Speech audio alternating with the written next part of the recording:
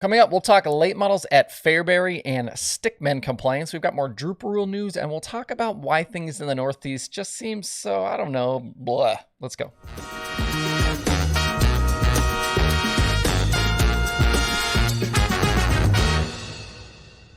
It's Wednesday, September 14th. I'm Justin Fiedler. This is DIRTcar Daily.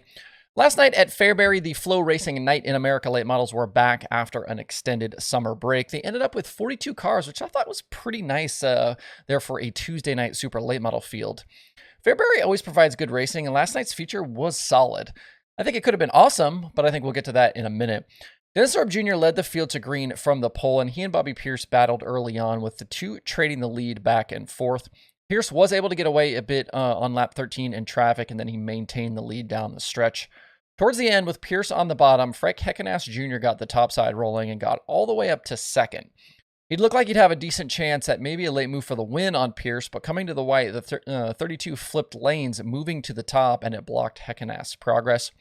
So Pierce got away for the $22,000 win with Frank Jr. in second, Shannon Babb third, and we had a big charge from Ricky Thornton Jr., who went 22nd to fourth on the top side. Absolutely banging the boards. Definitely RTJ selling some shirts last night. With 4 races still to go this season, Brandon Shepard maintains the Flow Series points lead by a fairly wide margin over Mike Marlar. Pierce, RTJ, and Hudson O'Neal complete the top 5. The series is back in 2 weeks at Atomic Speedway in Ohio. That is another $22,000 to win show. Now, back to the finish being solid but not great. Pierce ended up jumping to the high side late because of signals from his dad, Bob. Stickmen and signaling is something we've talked about in the past on this show, and it definitely affected the outcome of last night's racing. There were a smattering of social media posts about it afterwards, and it's pretty clear that without the signal, we may have seen a different ending. Pierce may have won the race anyway, but it would have been nice to see them fight it out to the end, instead of Pierce moving up thanks to the communication from his dad. On some level, I feel like it would be just about impossible to ban signaling or the communication, between the infield and the drivers completely. We'd have to have signal police walking around and telling people to stop, and it would just be ridiculous. But it's a shame when we're robbed of a good finish because of it. When we talked about this a little over a year ago on the Daily, the reactions from my audience were pretty mixed on the subject. But I'm wondering if your opinion has changed in the last year. Do the tracks and series need to do more to squash it or not? Let me know how you feel in the comments below. I'm curious what you guys think. Before we move on, I know there have been some in my international audience who wanted to get some DIRTtracker merch. I haven't had the shipping options available because it's a little complicated to kind of sort all of that stuff out. So I finally went down that rabbit hole and figured all of the shipping out, the duties and the taxes and all that stuff. So if you are in Canada, Australia, or New Zealand, you can now place orders at shop.dirttracker.com for shirts and decals. I can't do free shipping like I do for the US orders, but to help keep costs down as much as possible, I've added the cheapest shipping options available, and I know it can get pretty pricey to send things across borders. Also, I went ahead and ordered a very small round of hats. I should have those in hand soon if you're interested in DIRTtracker hats. As soon as I have them, we can certainly show them on the show as well. For everything else, you can order right now at shop.dirttracker.com. Also in action last night was the ASCS National Tour. They took on the Clay County Fair Speedway, and in the main event, it was all Tim Crawley. He started outside front row and led all 25 laps to score his 3rd National Tour win of the season. The track did take rubber lay, and Crawley was able to keep Blake Hahn at bay in the final laps.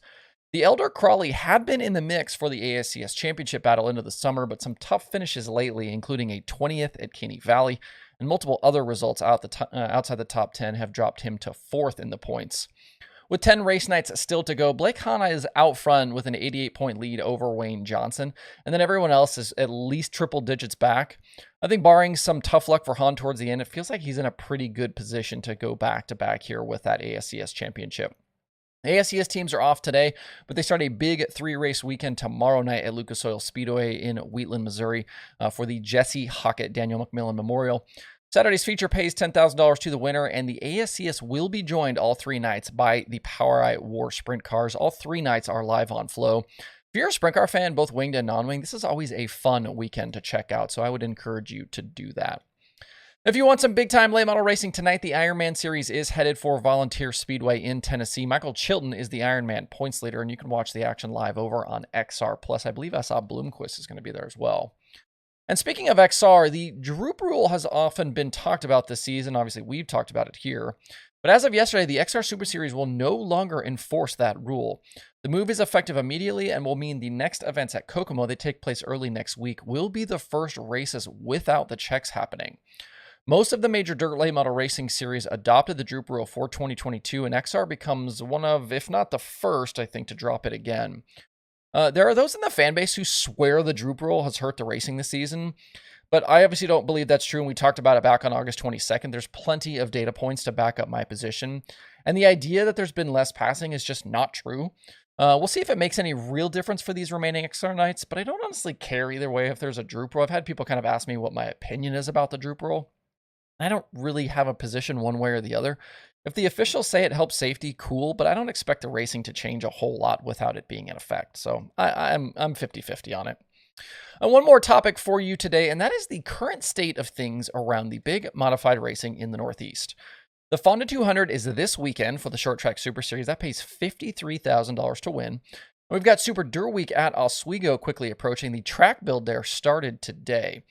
But there seems to be some questions kind of about the hype and excitement around these events and really the two series as a whole. There's currently even a thread in the forum over at Dirt Track Digest about the lack of excitement around the 50th Super Dirt Week that's approaching. Where do you guys stand on the Northeast racing scene? It's obviously very regional, but I think the streaming has made it much more accessible for people outside the Northeast to watch the Super DIRTcar series and the Short Track Super Series and get kind of interested in these races. Are these shows things you tune into regularly, or are you more interested in the big late model and sprint car shows? The two modified groups in the Northeast, between the Brett Deyo-owned Short Track Super Series and the World Racing Group-owned Super DIRTcar Series, have been at odds for some time, and it's definitely created some splintering among the tracks, the fans, the competitors. Now, we're just at a point where having two series up there is just going to continue holding everything back. Obviously, one or the other isn't going to be able to grow when they're constantly battling each other for everything. There are only so many fans, so many racetracks, and so many drivers to go around. So there's going to be plenty of weekends where events will suffer because people have to make a choice. Super Dirt Week is an interesting situation on its own, with it having moved several years ago from the now demolished Fairgrounds Mile to Oswego, which is obviously a temporary dirt track for that week. And people hate change, and no matter where Super Dirt Week was going to end up, we know folks were going to complain. Everybody in the world hates change. And I know the mile created some interesting shows, but I feel like a lot of those 200s at Syracuse were just complete snooze fests. You get those cars spread out all the way around that mile, and there was just no racing at all. World Racing Group was never going to have an easy time moving that event elsewhere, and some track issues at Oswego have obviously not aided in their quest. When you build these temporary dirt tracks, if things don't go absolutely right during the track build, it can get ugly. And especially when you're running that many laps over that course of those days, the track is going to continually be a challenge. And I have more questions than answers about this specific topic. But to me and some others I know, things feel off and a bit down right now, and I'm not sure how we make it better. Let me know your thoughts in the comments or on social media about the Northeast modified scene. On the Dirt Racing Podcast front, Wing Nation has Tyler Burnett this week. Loud Pedal has Dazen Persley. Passing Points has Hank Davis. QuickTime has Jake Buback. TJ Slideways has Mike Shaw. And there are new episodes of The Dirt Reporters, The Dirt Nerds, and Dirt Tracks and Rib Racks. If you want to find these episodes and more, head over to dirttracker.com/podcasts.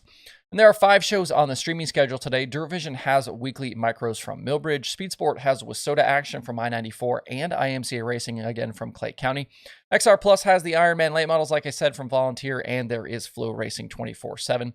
To see the full daily streaming schedule with links to watch, visit dirttracker.com/watch tonight. That's it for the show today. Have a good Wednesday. Please make sure to like and subscribe to these videos. Thanks everybody for tuning in. We'll see you tomorrow for more Dirt Tracker Daily.